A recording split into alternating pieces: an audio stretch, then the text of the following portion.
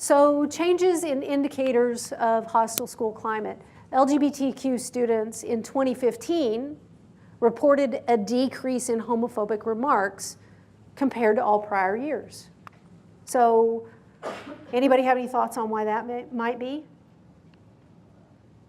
Marriage is allowed now or made legal? Sure, gay marriage is an issue that has been made legal. And so why would that help, do you think?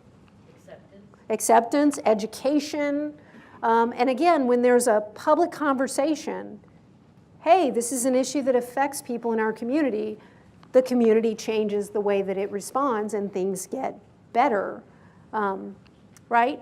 So the expression, "that's so gay," I actually literally heard somebody say this yesterday. It was an adult, and just jokingly, and I was really, really surprised to hear that. It was somebody who I don't even think intended it to be hurtful, but yeah, "that's so gay" is the most common form, continues, and again in these surveys they'll ask kids, you know, they'll have a list and they check, and almost everybody hears that one.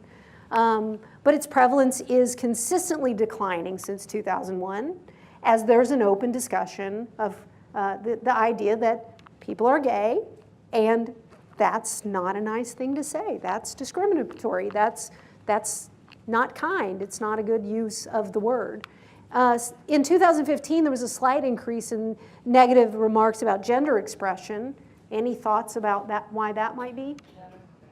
Say again?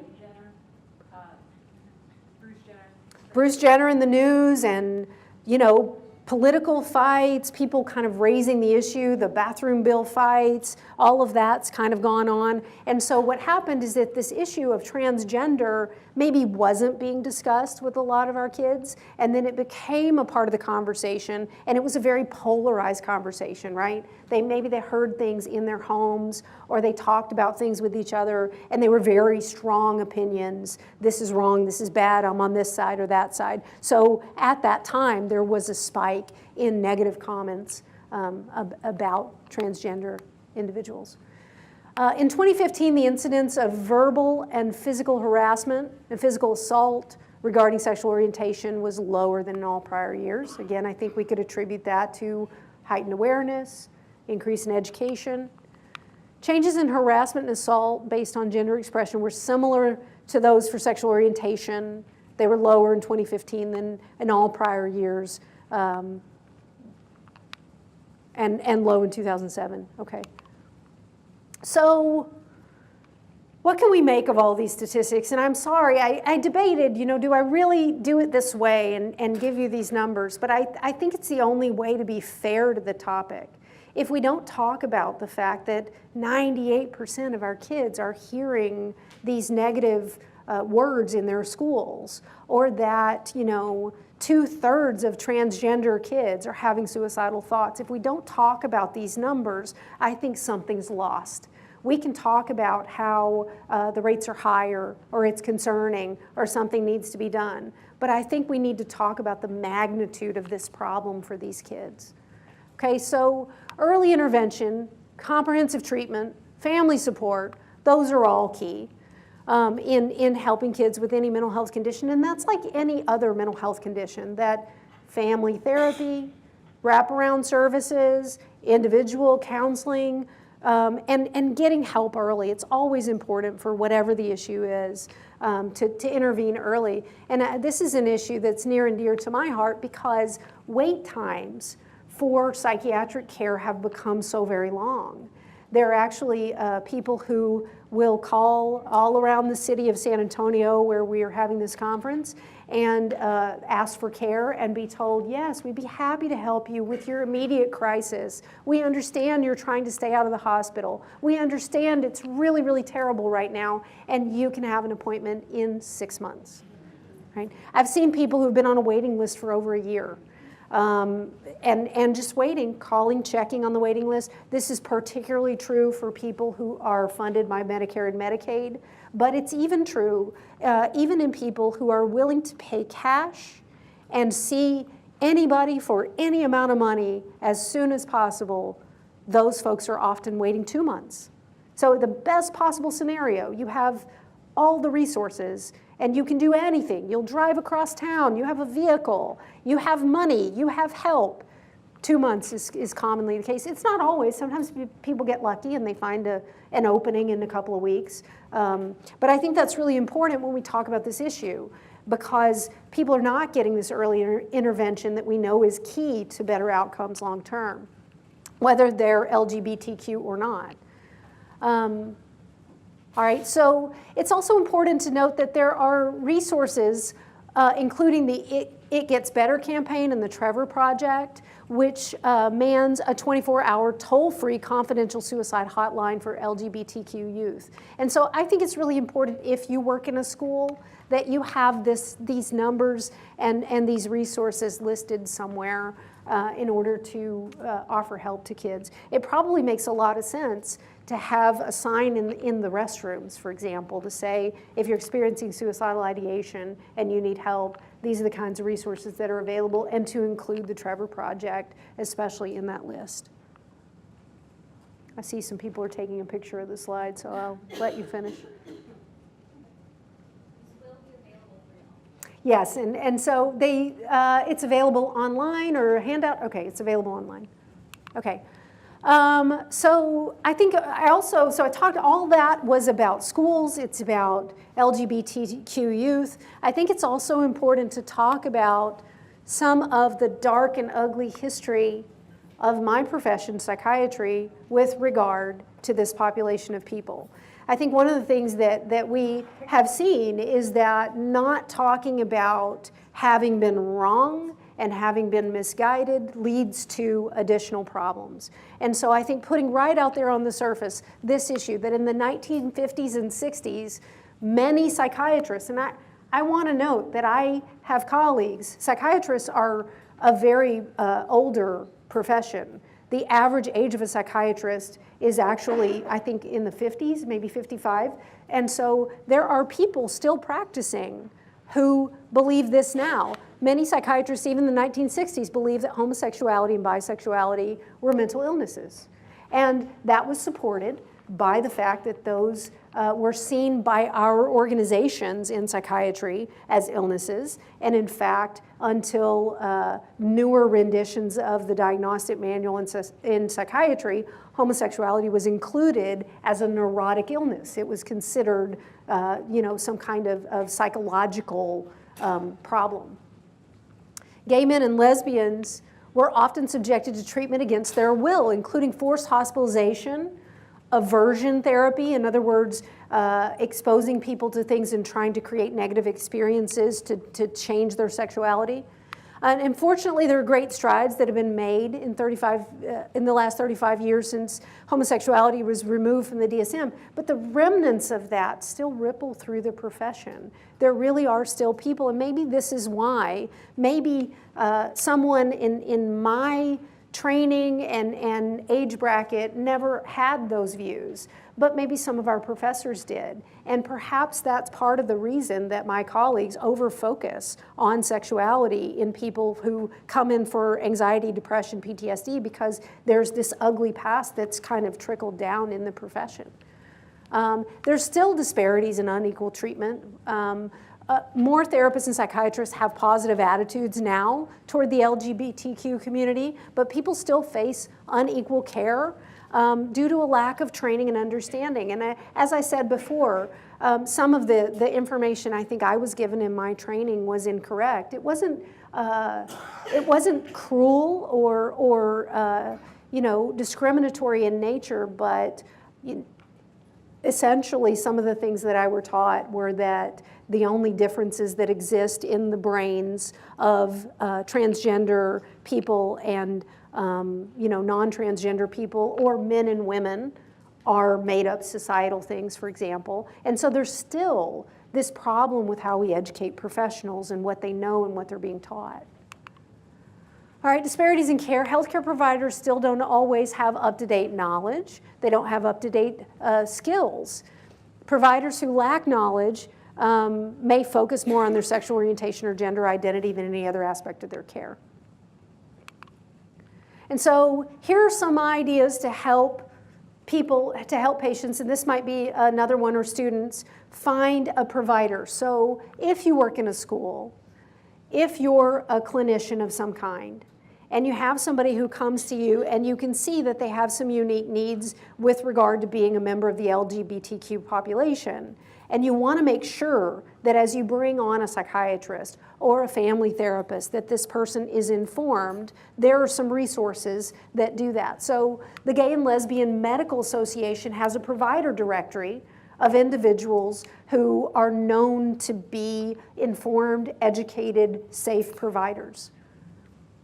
Healthcare Equality Index includes some information about LGBTQ inclusive policies of organizations, right? So for example, if someone's not certain that they want to go and receive care from one of the hospital chains that's owned through, like Baptist or Methodist, through a religious organization, it's possible to go here and find out what policies that organization has with regard to the care of LGBTQ people. The Center for American Progress and the National Transgender Discrimination Survey include information on the rights and experiences of LGBTQ people in mental health care. And so again, there are people who are keeping databases to say, here are safe places to go. I've had a positive experience here. They can ask friends and other individuals, hey, where did you get care? You told me you had depression and you went and saw a doctor, you saw a counselor, and they helped you. Where did you go? And I think all of us sort of thinking of that, rather than I'm going to send this kid to my usual referrals, I think we need to consider where is a safe place where this young person will feel understood and will be addressed in an informed way, will receive treatment that's knowledgeable. It's even okay to call ahead and ask. So I've actually not seen this with LGBTQ patients, but I've actually seen it with religious preference. I've had people call and say, does your establishment treat people who are atheist? Because I find that my prior provider was not able to understand my needs in that way.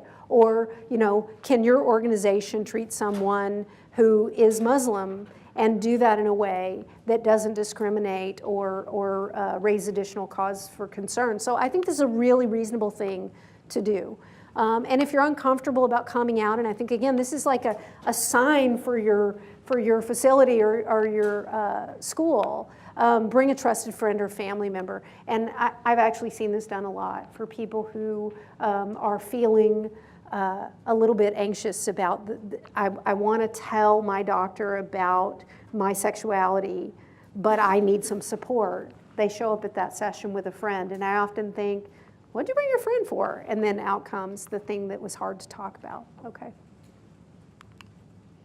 For talking to providers, there are tips that I think are useful just to sort of hand out to people, encourage them, especially teenagers.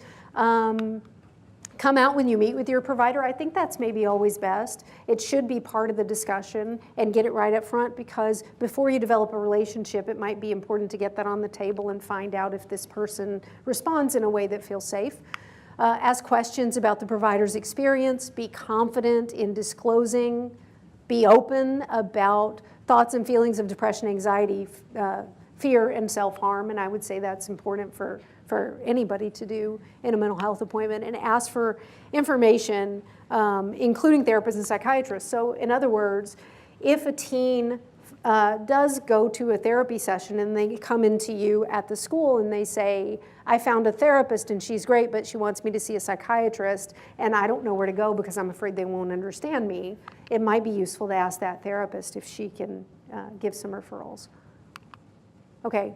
And then again, this is really small, but it's a list of resources that will be in the information that you're given after the conference, that includes a list of organizations. The Association for Lesbian, Gay, Bisexual, Transgender Issues in Counseling offers resources. The Association of Gay and Lesbian Psychiatrists offers resources. The Center for American Progress, the GLBT National Help Center, and then the GLSEN, which is the group that organized the survey that I discussed the statistics from.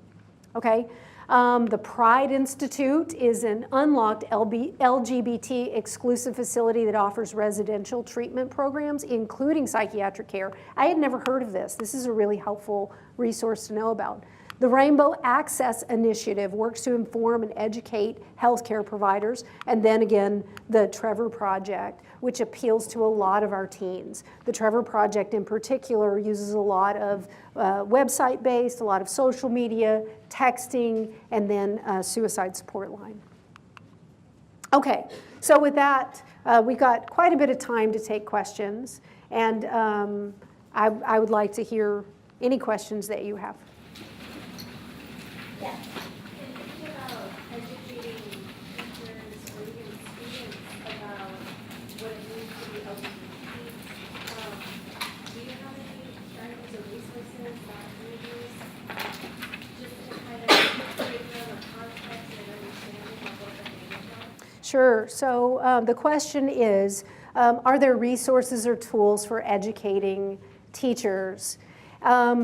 And about the needs and issues related to LGBTQ kids. And so that's actually a role that I have taken from time to time. There was an incident here in San Antonio where a local school had a transgender child and wanted to accommodate the gender expression of that child, which included a name change, bathroom availability, and a uniform change. It was a school with a uniform, so that affected the rules about what the student would wear. And I went out and I talked to the faculty of that school. And I was very informal. In terms of specific resources, I don't know, but I'll tell you that what I said to them was much of what I've said to you, that a transgender student who's unsupported is at very high risk for suicide. And as educators, I know that the teachers in that school love their students and care about their well-being. And I want them to understand what the stakes are for this kid. The thing that was interesting for me about that experience is that I also spoke to some students, and the students were fine. The students said, yeah, I'd kind of always known, you can tell that, you know, that's fine. It was a small school and a very inclusive, loving environment. But it was the adults who are the ones who set the tone, who had a harder time understanding the importance. It's sort of like, well, why do we have to do this? And, you know, this kid is kind of prepubescent, so why do we have to do it now? So I talked to them, for example, about the fact that, you know, this family has some very hard decisions to make about puberty and secondary sex characteristic development. If, for example, this transgender child is born female, and has breast development, develops hips, right? If this is a child who knew about the transgender issue at age 3, and now we're gonna let this kid go through puberty and develop a body consistent with a gender expression that feels very, very incorrect and incongruent for them, then now is the time we have to have that discussion before puberty happens. And so I talked a lot about that. And I just pulled up numbers and talked about, it was a private school, and I talked about love. You know, I talked about the fact that we care about these kids and we want them to be well. We, of course, as people who work with kids, we love all of our kids. And we want the other kids to transition through a process where something big is happening and be well. So we want to be loving and kind for the needs of those kids. And we, of course, want to be loving and kind for the kid who is the one who's different, who's going through something really tough, and who has stepped forward and said, I need help, I need an accommodation. So I hope that helps.